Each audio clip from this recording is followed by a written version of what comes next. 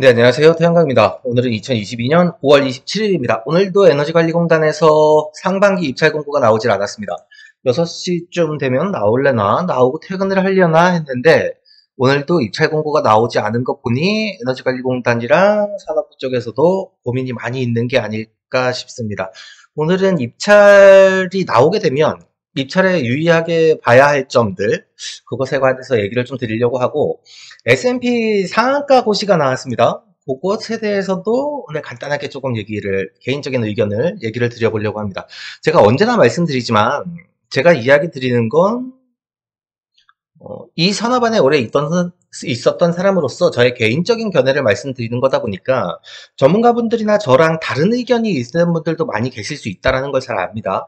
그리고 저의 이야기가 그냥 일부의 의견이라고 생각을 하시고 이 산업에 들어오시는 분이 오래 있었던 사람은 어떻게 생각을 하나? 라고 한 번쯤 생각하고 참고할 만한 내용으로 봐주시면 좋을 것 같습니다. 일단 요번 주 시장 먼저 한번 살펴볼 건데 REC 금액이 현물 금액이 아직도 좋습니다. 54,300원. 그리고 S&P가 지금 뭐 조금 떨어졌다고 하지만 떨어졌다기보다는 사실은 초반에 200원 이상 너무 올랐다가 다시 온 거다 보니 작년에 60원, 70원, 80원, 90원 할 때에 비하면 138원, 제주도 같은 경우는 246원이 되어 있다 보니 떨어졌다라고 표현을 하는 건 좀 그렇습니다. 이게 제가 언제나 말씀드리지만 태양광 사업을 하면서 우리가 한두 달, 몇 달, 반년 동안, 1년 동안 왔다 갔다 하는 것들은 정말 우리 산업 20년 안에 정말 작은 시간일 수밖에 없거든요.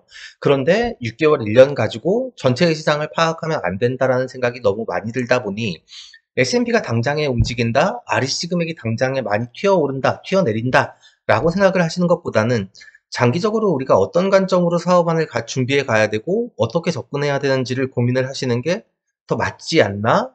라고 생각이 됩니다. 이번 주에 그렇지 않아도 이제 S&P 관련에 대해서 산업부에서 고시가 나왔고 지금 전력거래에 관한 지침까지 공고가 다 됐습니다. 그래서 S&P에 대해서 상한가를 둔다라고 얘기를 하는 건데 공고문을 일단 간단하게 같이 한번 살펴보시고 내용을 이야기해보는 게 나을 것 같은데요. 지금 개정안이 나와 있는 건 전력시장의 가격이 높은 수준으로 급격히 상승하는 비상상황 시 한시적으로 평시 수준 정상 가격을 적용하는 긴급 정산 상한 가격을 신설하여 전기 소비자를 보호하려는 것이라고 이유를 대고 있습니다. 그리고 지금 상한가에 대해 나와서 저희가 이제 고시공고를 자꾸 보여드리는 게 이것에 대해서 우리가 의견을 제시를 할 수 있게 되어 있습니다. 그래서 개인들이 이런 안에 대해서 내가 가지고 있는 의견들이나 우리 사업자들을 보호하기 위해서 이런 의견이 있어요 라고 얘기를 하시는 부분에 대해서 의견을 좀 보내주시는 게 좋지 않을까? 라고 생각을 하거든요. 그런데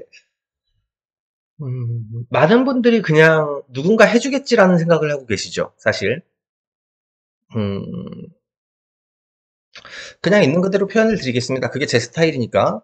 이 S&P 상한가 고시공고가 나오자마자 제일 먼저 제 눈에 띄었던 게 통장사본이었습니다. 우리가 이것에 대해서 투쟁을 할 테니까 돈을 내라. 태양광 사업자들이 왜 무시를 당하냐 하면요. 태양광 사업자들이 왜 산업부에서도 에너지관리공단에서도 제가 입찰이 그렇게 투명하지 못하다고 얘기를 했고 주먹구구식으로 정책이 너무 일관적이지 못하다, 예측 가능한 산업이 아니다라고 얘기를 계속 해오고 있음에도 불구하고 이 산업의 입안자들이 태양광 사업자를 무시할 수 있는 것들은 뭉치지 못하기 때문에 그럽니다. 태양광 사업자들은 전혀 뭉칠 수가 없죠. FIT 사업자 따로 들어가고 RPS 장기거래 계약된 사업자 따로 나르고 현물거래 한 사업자들 따로 놀고요. 그럼에도 불구하고 이 시장에 들어와가지고 무언가를 한다는 것들은 뭐 시공업자 입장을 대변하던가 아니면 생산자 입장을 대변하는 단체들 아니면 그 속에서 어떻게든 사기쳐가지고 돈이라도 벌어먹으려고 하는 사람들, 실질적으로 발전 사업자의 입장을 대변할 수 있는 단체가 있으면 그쪽에 힘을 실어주는 게 맞다. 저도 그렇게 생각을 합니다. 그런데 지금까지 그렇게 못 해왔던 거죠. 그런데 고시공고가 나자마자 우리가 투쟁을 할 테니 돈을 보내라 라고 얘기를 하면 사업자들이 느끼는 감정이 어떨까요? 당연히 돈을 보내서 해야 돼가 아니라 제 생각에는 할 수 있는 방안들이 여러 가지 방법들이 있죠. 산업부 앞에 가가지고 데모를 하는 방법도 있고, 뭐 항의를 하는 방법도 있고, 여러 가지 전화를 하는 방법도 있고, 민원을 계속 넣는 방법들도 있겠지만, 제가 세종에 있습니다. 제가 산업부 앞에 오며 가며 지나갈 일들이 가끔 있는데, 맨날 데모합니다, 거기는. 맨날 시끄러워요. 입구에서 맨날 데모하고, 데모를 하려고, 행위를 하려고, 집회 신고를 내보면 아실 겁니다. 그쪽은 계속 그걸 하는 데들이에요. 이런저런 이익단체들이 와가지고 계속 그런 일들을 합니다. 1인 시위를 계속 하는 데들도 있고요. 그 친구들한테 데모가 들어가고 무언가 행위를 하는 것들이 되게 일상적일 수도 있습니다. 특별하지 않다라고 느낄 수도 있다는 거죠. 매일 보는 일들이니까. 그렇게 됐을 때 우리 태양광 사업자들이 전화를 계속해, 민원을 계속 넣어, 올바른 의견을 계속 제시를 한다. 너무 많이 라고 하면 반영될 수 있는 여지가 있지 않겠습니까? 그렇게 얘기하는 사람들이 없더라고요. 우리가 데모할 테니까 와서 돈 내라 가 아니라 좀 그런 방안들을 고민을 해봐야 되지 않을까? 태양광 사업자들만큼 뭉치지 못하는 단체가 없습니다. 그렇기 때문에 2004년 이후로 지금 십수년, 20년 가까이를 운영이 되어 오면서도 아직도 무시를 당하고 있는 거죠. 입찰은 개판으로 나고 사업 자체에 대해서 정책은 예측 가능하지 않고 수익성은 들쭉날쭉하고, 쉽게 얘기를 해서 S&P 상한제 고시가 나왔을 때 지금 제일 피해를 보는 태양광 사업자가 누구일까요? 지금 아무 말도 안 하고 있는 사업자들 중에 2014년에서부터 2012년부터 RPS 사업이 들어왔습니다. 2012년부터 RPS 사업이 들어와서 2017년까지는 S&P는 별도로 정산을 받고 REC 금액만 장기거래 계약을 했습니다. 이 REC 금액이 145원, 137원, 124원, 114원, 90원 내려갔다가 74원, 70원까지 떨어졌습니다. 이게 평균 가격입니다. 육지에서 그래서 그때 당시에 60원대 계약을 하신 분들도 되게 많아요. 이 사업자들이 장기거래 계약이 그땐 12년짜리였으니까요. 이 사업자들이 원금 회수를 해갔냐? 정말 아무 말도 못하고 원금 회수를 못 해가신 분들도 많거든요. 왜냐하면 2017년, 18년, 19년, 20년 올라오면서 S&P가 두 자릿수에 계속 머물렀지 않습니까? 60원, 70원대 계약되신 분들은 S&P 60원, 70원 됐을 때 S&P랑 REC를 다 합쳐도 150원이 안 되는 시기들을 한 2년 가까이 겪었습니다. 그 사업자들은 개무시를 당한 거죠. 지금 사업자들이 우리가 S&P가 낮았을 때 아무것도 우리한테 해준 게 없지 않냐라고 얘기를 하는 것들은 정말 어떻게 보면 간지러운 거고, 2010년 이전에 S&P랑 REC를 별도로 받으면서 그때 얘기했던 게 그거지 않습니까? S&P는 변동을 하고 S&P는 올라가면 올라가는 금액들을 다 정산을 받을 수 있다 라고 얘기를 하고 REC 가격에 대해서만 장기거래 계약으로 묶어놨는데, S&P가 많이 내려오고 앞으로 오를 것들이 예상이 되다 보니까 정책들이 계속 바뀌어왔던 거죠. 그런데 그때 참여했던 사업자들은 완전히 무시를 당하고 있다. 지금까지 아무 소리도 못하고 찍소리도 못하고 있지만 그 사업자들도 지금 앞으로 나와서, 야, 우리가 이렇게 말도 안 되는 짓거리를 했다. 니들의 정책에 우리가 이런 피해를 보고 있다라고 얘기를 해야 되는데 그 사업자들도 다 조용히 있는 거죠. 발전소 여러 개씩 가지고 계시는 분들 중에는 그때에 선정됐던 사업자들이 있을 겁니다. 수익성이 제일 안 좋은 것들이 지금 그때의 사업자들이겠죠. 그런데도 이야기를 안 합니다. 차라리 FIT에 선정이 되셨던 분들, 2010년 이전에 FIT로 진행을 하셨던 분들은 원금 회수가 다 끝났죠. 그리고 추가 수익 창출이 되고 있고, 이제 S&P만 FIT 금액을 정산을 받다가 400원, 500원, 600원, 700원에 고정가를 정산을 받다가 이제 S&P만 받을 때가 됐는데 S&P가 또 선방을 하고 있네. 잠깐만, 발전량이 계속 나오면, 고정식 같은 경우들은 인버터만 문제가 없다 보면 발전량이 잘 나오다 보니까 발전량 아직도 3.7시간, 8시간 나오면 난 S&P만 받을래. 왜냐하면 전환설비 규정을 만들어 놓고 신규 사업들을 창출을 하고자 전환설비 규정을 만들어서 REC를 0.8 가중치를 줄 수 있다라고 얘기를 했지만 그렇게 받을 필요가 없는 거죠. 지금 단계에서는. 제가 지난번에 영상으로 그 부분에 대해서 띄워드린 적도 있지만, 그러다 보니 정책의 일관성이 없고 어떤 사업자들은 운이 좋아서 되게 많은 돈을 벌어, 어떤 사업자들은 수익성이 안 되는데 고스란히 사업자 탓을 하는 거죠. 반대로 지금도 S&P 정산 가격에 대해서 상한가 캡을 씌운다. 저는 그래요. 판매 가격에 대해서 정산가 캡을 씌울 수 있다라는 생각은 했습니다. 그런데 S&P에 대해서 이렇게 얘기를 한다라고 생각을 하지는 못했습니다. 그것조차도 지금 나와 있는 것들이 고시안이나 공고를 보면 뭐 모든 발전기에 대해서 적용을 한다라고 되어 있지만 연료비 보상은 다 해준다라고 명시를 하고 있기 때문에 사실은 모두가 공정한 대우를 받고 있냐라고 얘기를 할 때 그렇지 않다라고 느낄 수밖에 없는 거죠. 전력거래 가격 상한에 관한 고시 내용들 나온 것들을 보면 발전사의 연료비가 상한가격 초과 시 해당 연료비는 지급하여 반사 이익은 제한하되 발전사 설비는 보상하므로 실질적인 손실은 없다라고 명시를 하고 있습니다. 태양광 사업 같은 경우는 연료비를 0으로 보기 때문에 이 친구들은 태양광 사업자에 대해서는 전혀 고려하지 않은 겁니다. 고려할 가치가 없다라고 생각을 하는 건지, 그래서 담당자들을 찾아서 합리적인 방법으로 건의를 할 수 있는 방법들도 많이 있다.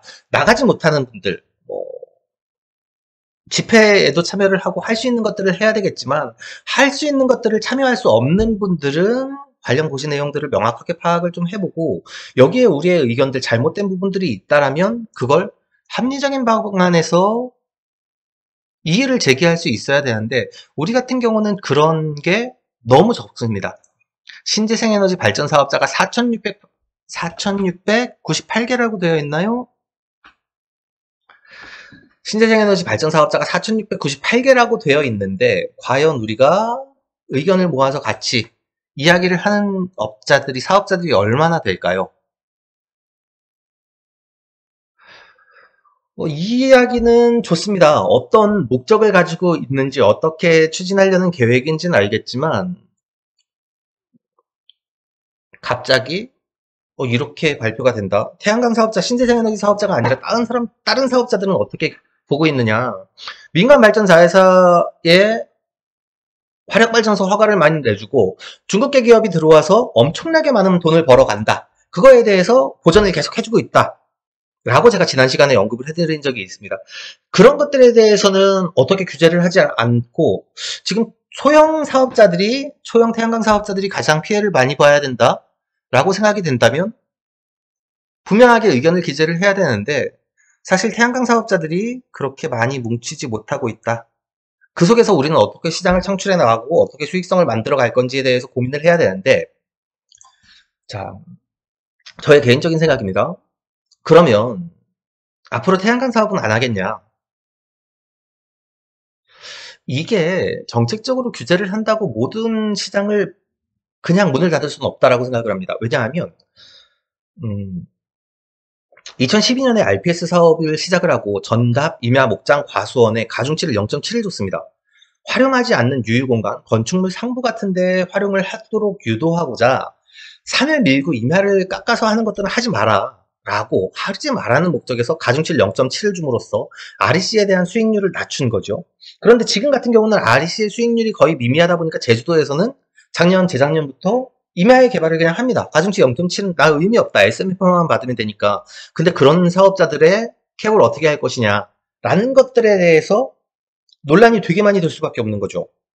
지금 상한가 금액들에 대해서 계산을 해놓은 자료가 있던데 대략 봤더니 5월 기준으로 상한 가격이 132원 정도래요. 이제 육지 기준으로 계산을 했겠죠. 132원 기준이라면 야, 우리가 RPS 입찰을 들어가가지고 참여를 한 것들은 어떤 거냐. 태양광 사업자들에 대해서 조금 더 안정적으로 이 투자를 유도하는 거지 않습니까? 시장 창출을 위해서. 그런데 예측 가능한 사업이 안 되다 보니까 사업을 진행하기가 너무 어려운 거죠. 그러면 아예 사업을 할 수 없냐? 아까 말씀드린 것처럼 전답 임야 목장 과수원에 가중치를 0.7로 제한을 해놨습니다. 그렇다 보니 보급률이 많이 떨어졌을 겁니다. 목표하는 보급률이 안 나왔겠죠. 그러다 보니 2014년 10월경이죠. 갑자기 가중치를 풀어줍니다. 복합 가중치로. 전답, 임야, 목장, 과수원의 가중치가 무적정은 0.7이었는데 그걸 복합 가중치로 풀어주는 겁니다. 그러다 보니 임야에 대한 허가가 엄청나게 납니다. 그게 개발행위허가 환경평가 받고 산지 전용을 해야 되다 보니까 준공되는 게 2016년, 2017년. 그런 다음에 문재인 정권이 들어오면서 다시 규제를 했죠. 그럼 왜 가중치를 풀어줬을까? 규제에 따라서 수요 창출이 너무 안 되다 보니까 시장 창출이 되지 않아서 적정 수준의 보급률을 맞추기 위해 어쩔 수 없이 정책을 풀어줬다라고 생각을 합니다. 지금도 S&P 상한가 캡을 둬서 지금 여기에 나온 것처럼 13만 2천 원대가 될 것이다. 13만 2천 원대로 진행을 하고 있다. 라고 겁을 주고 사실 고시공고를 이렇게 할까요? 저는 못할 거라고 보거든요. 여기에 뭐 업자들의 사업자들의 태양광 신재생에너지 사업자들의 편의를 감안을 해서 뭐 200원 이내에서 규제를 한다. 순차적으로 적용을 하기로 했다. 뭐 지금 당장은 새로 들어오는 입찰건에 대해서만 규제를 하기로 했다. 이런 식으로 보완책이 나오지 않을까라고 저는 생각을 합니다. 왜냐하면 너무 세게 질렀다라고 생각을 하거든요. 당장에 그것들을 할 수 있는 부분이 아니다 보니까 조금씩 단계적으로 순차적으로 나가지 않을까. 우리가 이렇게 하려고 했는데 너희들의 편의와 너희들의 입장들을 감안을 해서 공고는 조금 더 약하게 나오겠죠. 순화돼서.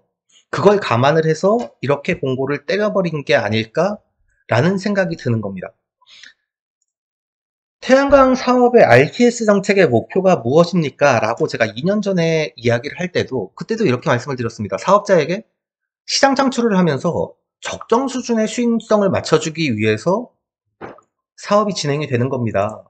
그럼 에너지관리공단 신재생에너지센터에서 지금 가지고 있는 적정 수준의 이익은 얼마냐? 적정 수준의 태양광 사업자들의 산자부에서 이 산업을 집행하시는 분들이 가지고 있는 태양광 설비에 대해서 지금 어느 정도의 수익성이 나와야 되냐라고 얘기를 할 수 있는 것들이 있겠죠. 융복화 설비 단가를 매년 이제 고시를 합니다. 태양광에 대해서 뭐 킬로와트당 얼마 정도의 공사비가 들어간다. 설비 단가가 어느 정도다. 라고 표현을 하고 있는데 지금 에너지관리공단에서 판단하고 있는 태양광 사업자들의 투자비가 이 정도라는 겁니다. 정책적으로 판단을 해놓은 비용이. 이렇게 많이 낮아졌다 보니까 이분들 입장에서는 야 잠깐만 이 정도면 되는 거 아니야? 라는 이야기를 하는 게 예측이 됐던 부분이죠, 사실은.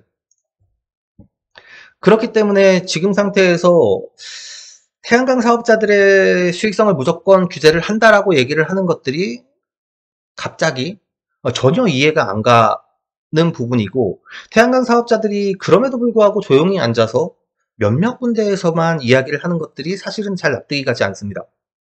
그냥 안 하면 그만인가요? 그게 아니니까. 우린 20년 이상도 계속 S&P를 적용받을 수 있는 사업들이었거든요. 그런데 우리의 재산권을 그냥 이렇게 침해를 할 수가 있나? 라는 생각이 드는 겁니다. 사실 조금 충격적이었고, 야, 태양광 사업 보면서 사실은 그랬던 적이 많습니다. 정책이 바뀔 때마다 인제 태양광 사업은 끝났다. 이게 정책으로 들어오면 더 이상 시장 창출이 어렵다. 시공업체들도 다 죽어나봤자 아빠질 거다라는 얘기들을 정말 많이 했는데, 요번에 S&P 상한가 규제 캡에 대해서 나온 것처럼 이렇게 강력하게 때려놓은 건, 야, 이번이 처음이지 않나? 그럼에도 불구하고 시장이 죽진 않을 겁니다. 그럼에도 불구하고 시장 창출은 될 테고, 그럼에도 불구하고 태양광 산업은 성장해 나갈 겁니다.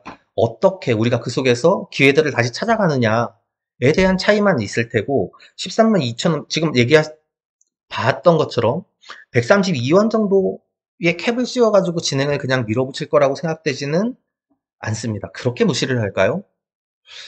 개인적인 생각입니다. 그래서 제가 고시공고문 같이 밑에 띄워드릴 거거든요. 뭐 저도 마찬가지입니다. 제가 할 수 있는 부분이 많지 않겠죠. 앞서서 행동을 해주시는 분들이 계신 것도 알고 있고, 음, 뒤에서 제가 응원을 할 수 있는 부분도 있겠지만, 사실은 협단체 중에 제가 뭐 굳이 대놓고 얘기는 안 하지만 저도 그렇게 좋지 않은 눈으로 보거나 아니면 이런 건 잘못됐다, 맞거나 틀리다는 의견들을 저도 나름대로의 의견을 가질 수 있다 보니까. 그런데 누군가 행동을 할 때 같이 응원을 해주고 같이 참여를 해주시는 것도 좋지만, 만약에 그게 안 된다면 우리의 의견들을 정책 기반자들이 한번 좀 들을 수 있도록 같이 이야기를 좀 해서 우리의 의견들을 조금 전달해 주는 것도 좋은 방법이지 않을까라고 저는 생각을 합니다. 그러한 노력도 없이 그냥 가만히 앉아서 남들이 해서 남들이 알아서 해줄 거야. 나는 무언가 할 필요가 없어. 남들이 다 알아서 해주는 거 그냥 나는 콩고물이나 받아먹고 있으면 되지라고 생각하기에는, 야, 우리의 재산권을 침해받는 것들이 너무 심하다라는 생각이 듭니다. 두 번째 이야기하고 싶었던 건 2022년도 상반기 입찰에 관한 이야기입니다. 이게 마찬가지로 지금의 S&P 고시공고가 나온 것들 때문에 왜 이 친구들이 이 공고문을 보내고 상반기 RPS 입찰이 계속 늦추고 있는 걸까요? 뭔가 유기적으로 연동이 돼가는 게 있지 않을까라는 생각을 했던 겁니다. 제 개인적으로는. 그래서 제가 작년부터 이렇게 되면 입찰 제도가 바뀔 겁니다. 규정이 바뀔 겁니다. 라고 얘기를 드린 적이 되게 많은데 이번 상반기 입찰에서 제가 유념해서 봐야 될 것들이 몇 가지 있다라고 생각을 합니다. 첫 번째가 탄소인증제입니다. 우리 탄소인증 모듈을 가지고 들어오지 않습니까? 그래서 1등급 제품은 10점, 2등급 제품은 4점, 3등급 제품은 1점을 부여를 했습니다. 제가 입찰 때 그래서 입찰 내역을 어떻게 참여해야 되는지를 분석을 드리면서 1점당 얼마의 차이가 나요? 1,900원의 차이가 나요? 뭐 이렇게 설명을 드린 적이 있습니다. 그때 계산을 했던 게 뭐였냐 하면 3등급 모듈을 사용하는 것과 1등급 모듈을 사용하는데 입찰 선정 금액이 거의 200원 가까이 차이가 나야 된다 라고 계산이 되었었습니다. 무슨 뜻이냐 하면 3등급 중국산 제품을 설치를 했을 때 13만원에 선정된 것과 1등급을 국산 1등급 제품을 사용을 해서 선정이 된 게 15만원이 된 게 거의 비슷한 수익성을 가져간다는 거죠. 왜냐하면 1등급의 제품이 높으니까. 여기에서 문제가 발생을 합니다. 그렇게 됐어야 정상이죠. 그런 것들을 유념하고 그럼에도 불구하고 1등급 제품을 사라고 해야 되는 게 시장이었지 않습니까? 그런데 한 가지 예를 들어서 설명을 드릴게요. 2020년에 발주해서 건설된 1메가와트 발전소가 모듈이 300원 정도에 들어왔습니다. 300원 미만 중국산에 300원에 들어왔습니다. 그런데 작년에 준공된 1등급 모듈의 수급 가격이 거의 520원에서 550원 수준, 지금도 한 550원 이상 수준을 유지를 하고 있다 보니까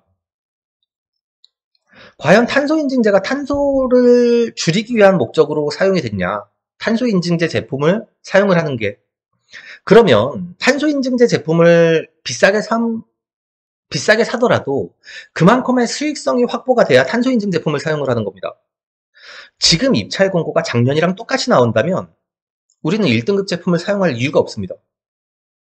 왜냐하면 1등급 제품을 비싸게 삼으로 인해서 수익성이 그렇게 높아지진 않으니까요. 똑같놓고 탄소 1등급 제품이면 발전량이 더 많이 나옵니까? 탄소 3등급 제품이면 발전량이 더 작게 나옵니까? 아니지 않습니까? 아닙니다.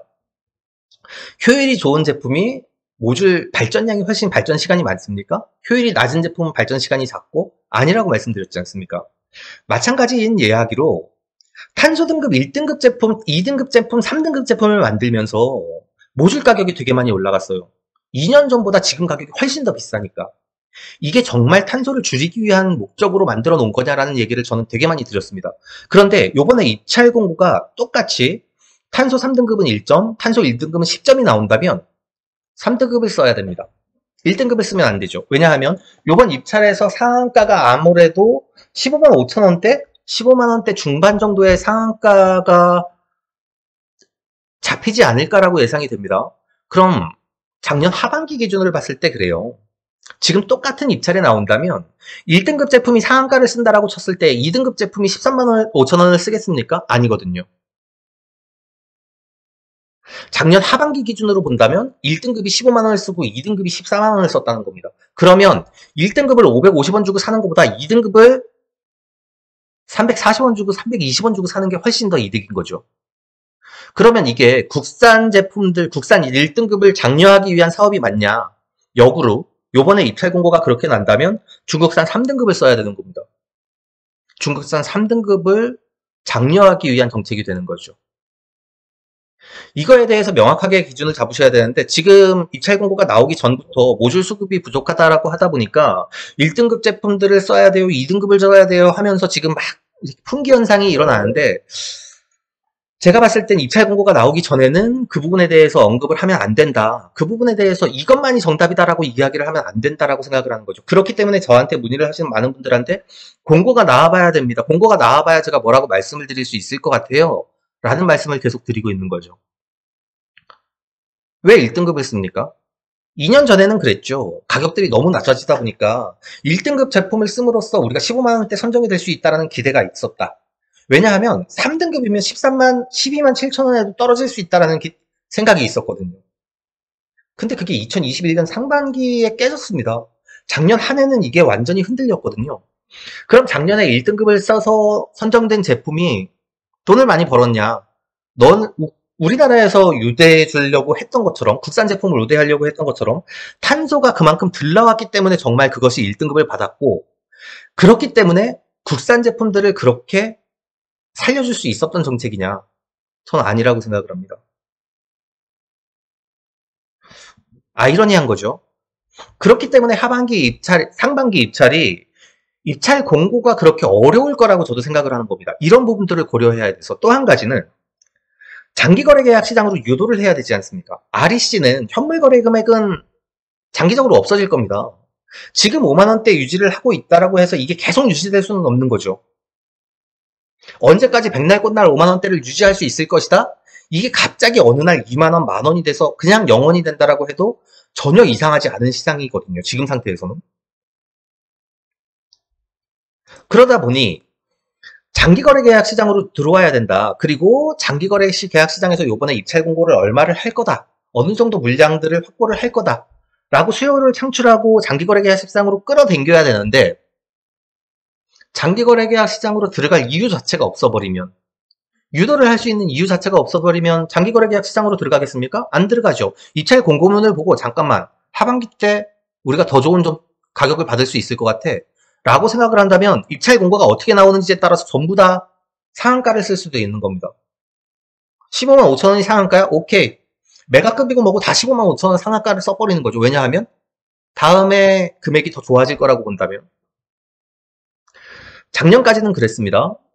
올해 상반기에 입찰 제도가 바뀔 거고 규정이 바뀔 겁니다. 그렇기 때문에 그래도 안정적으로 금액들을 선정을 해놓으시는 게 좋지 않겠습니까? 라고 저는 말씀을 드리는 편이에요. 지금 상반기 입찰이 안 나왔지 않습니까? 오늘이 5월 27일입니다. 5월 27일인데 아직도 상반기 입찰이 안 나왔어요. 입찰 공고문이. 고심을 하고 있겠죠, 당연히. 그래서 제가 지금 말씀드리는 부분들에 대해서 이 부분들도 정책 위반자들도 고민을 하고 있을 겁니다. 어떻게 해야 장기거래 계약 시장으로 들어올 수 있냐? 어떻게 해야 조금 더 공정한 시장을 만들 수 있냐도 고민을 할까? 고민을 해야 되는데 그러면 탄소인증제 제품들은 어떻게 해야 되냐? 지금으로서 그냥 밀고 나가야 되냐? 탄소인증제 때문에 모듈 가격이 이렇게 올라갔는데 중국산 제품들도 덩달아 올라간 건 아닐까요? 그런데 지금 300원대 중국산 제품들을 안 쓰고 500원대 국산 제품을 써야 되는 이유가 무엇이냐라고 명확하게 얘기할 수 있을까요?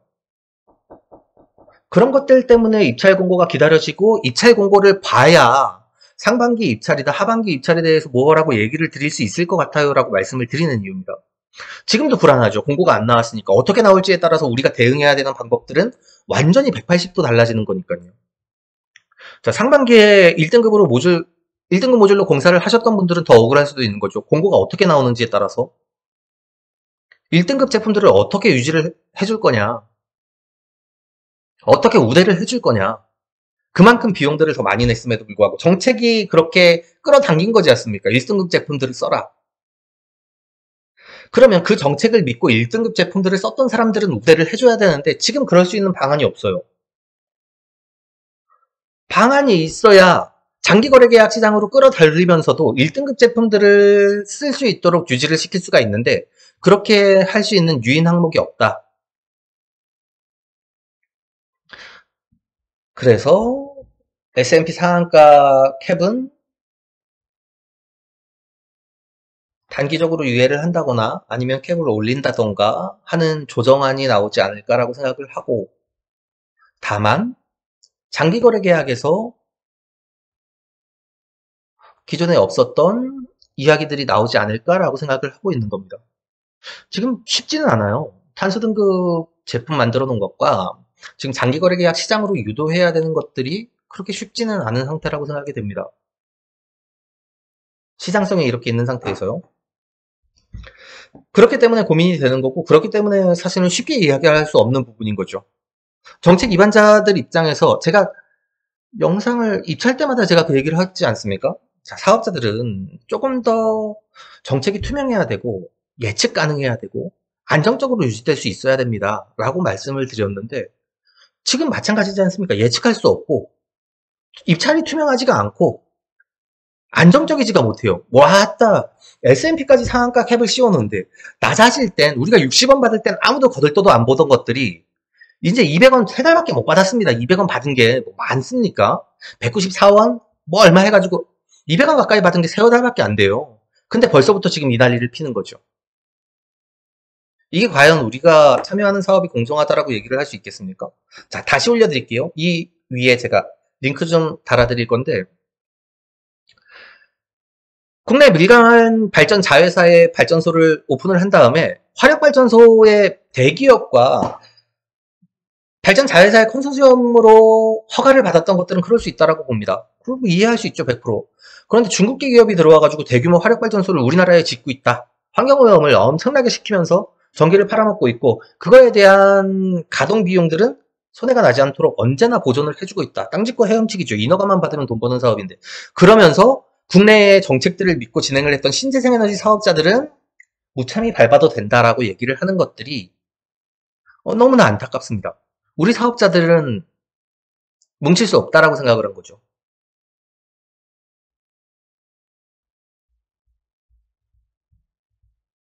안타까운 부분입니다. 그래서 사업자들이 이야기를 하고 정책에 대해서 논할 수 있어야 되는데 자유롭게 그게 안 된다는 게 너무 안타깝습니다. 지금 상태에서도. 그래서 사업자들이 조금 더 관심을 가지고 우리는 입찰에 참여했으니까 끝났다라고 생각을 했던 게 지금까지입니다. 그런데 S&P 캡이 들어온다라고 치면 기존에 있던 모든 사업자들이 지금은 한 목소리를 내야 될 때라고 생각을 하거든요. 근데 그러지 못하는 게 조금 많이 아쉽다라는 생각이 듭니다. 우리 사내반에도 올바른 얘기들을 할 수 있는 스피커가 있어야 되는데 그게 꼭 제가 아니더라도 이야기를 하고 믿고 이야기를 할 수 있는 스피커들이 있어야 된다라고 생각을 합니다. 조금 안타까운 부분이 있어서 그리고 하반기, 상반기 입찰에 대해서 정책 입안자들이 이 부분까지 고민을 하고 있는지가 걱정이 되어서 다시 한번 이야기를 좀 드렸습니다. 답답한 부분이 많습니다. 태양광에 대해서 꿈을 가지고 희망을 가지고 들어온 우리 같은 많은 사람들이 정책이 이렇게 바뀌고 변할 때마다 상처를 입고 좋은 생각으로 신재생에너지를 투자를 하기 위해 들어왔던 분들이 사기꾼들한테 뒤통수를 맞고 피해를 입고 있죠. 그런데도 그 사기꾼 새끼들을 가만히 냅두니까 점점 더 사기를 쳐도 된다라고 생각을 해버리는 거죠. 왜 그것들에 대해서 정당하게 규제를 하지 않고 왜 정책이 믿을 수 있게 일관성 있게 예측 가능하게 움직이지 않는가에 대한 한탄이 있습니다. 자, 오늘은 조금 더 길어졌는데요. 정말 답답함이 너무 크다 보니까 이런 부분까지 얘기를 드리게 됐고 이건 어디까지나 제 개인적인 생각, 저 일인에 대한 개인적인 생각들이었다 보니 그 부분을 감안하고 들어주시면 좋을 것 같습니다.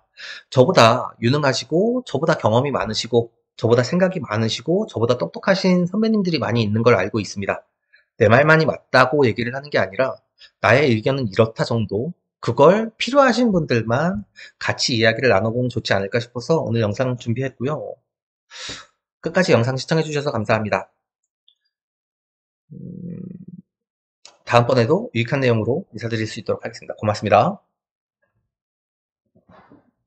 가짜뉴스와 잘못된 정보들이 넘쳐나고 있습니다. 스팸과 사기꾼 예방을 위해서 참여가 필요합니다. 첫 번째, 3개의 점을 눌러주세요. 두 번째, 신고를 클릭해주세요. 세 번째, 스팸 또는 오해 소지가 있는 컨텐츠를 선택하세요. 네 번째, 대량 광고 또는 사용자를 현혹하는 컨텐츠를 클릭하세요. 다섯 번째, 싫어요를 눌러주세요.